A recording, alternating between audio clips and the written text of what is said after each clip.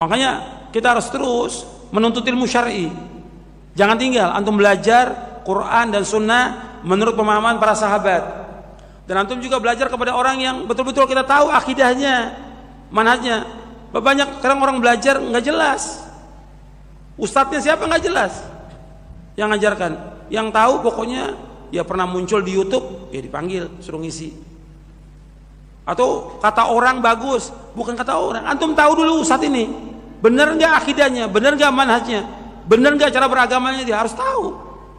Sebab dikatakan oleh Muhammad bin Sirin, wafat tahun 110 Hijriah, di dalam muqaddimah Sahih Muslim. Kalau antum punya Sahih Muslim, di muqaddimahnya ada Imam Ibn Sirin mengatakan, inna hadzal ilma dinun fanzuru amman ta'khuduna dinakum. Ilmu ini agama, bukan main-main. Ilmu ini agama. Kamu lihat kepada siapa kamu belajar, kepada siapa kamu menuntut ilmu, harus jelas. Jangan sembarangan orang. Nanti apa? Yang terkena apa? Syubhat. Kalau sudah kena syubhat, sesat. Karena syubhat itu menyesatkan. Meskipun banyak ilmunya, sesat syubhat. Atau meskipun dia hafal Quran.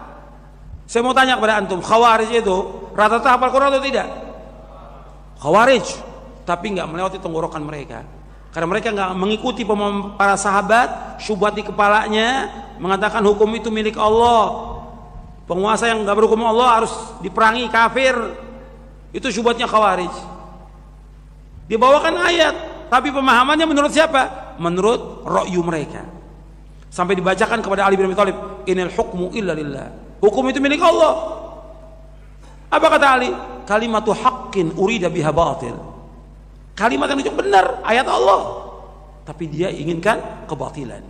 Makanya hati-hati antum belajar. Jadi untuk menepis fitnah-fitnah syubhat-syahwat, antum belajar kepada orang yang berilmu, menguasai Quran, menguasai Sunnah. Antum tahu dia cara beragamanya, antum tahu akhlaknya, antum belajar baru. Dulu para ulama salaf ketika mau belajar, tahu dulu ini orang belajarnya di mana, dia paham nggak agama ini, akhlaknya bagaimana, tahu gimana sholatnya, baru belajar. Kalau sekarang enggak, kata orang, kata YouTube, kata Google, ya ustadznya ustadz Google. Ini orang bodoh yang seperti ini. Kalau orang yang penuntut ilmu, dia tahu dulu siapa orang yang dia belajar itu, supaya apa? Dia nggak sesat. Bukan mustahil orang banyak disesatkan. Saya mau tanya kepada antum, sekarang banyak ini di Indonesia ini antum jawab dengan jujur. Banyak umat ini yang sesat karena faktor siapanya? Ustadznya, kiainya, tokoh-tokoh agama menyesatkan manusia. Iya atau tidak? Iya, menyesatkan. Karena apa? Karena pemahaman dia yang sesat, antum ikut belajar, sesat. Ini nyata loh, ini waqi, kenyataan. Ada orang yang nggak tahu agama sama sekali, hatta la ilallah nggak tahu, padahal udah ikut sama kiai ini atau ustadz ini bukan setahun 2 tahun, tapi nggak diajarkan kebenaran oleh dia, nggak dijelaskan. Makanya antum belajar dengan benar supaya paham. Baca kitab-kitab para ulama salaf, baca buku-buku yang udah jelas bahwa itu dalilnya ada dari Quran Sunnah al-Fahmi salaf. Kemudian antum sibuk melakukan amal-amal soleh dan terus berdoa kepada Allah agar terhindar dari berbagai macam fitnah. Insyaallah akan selamat.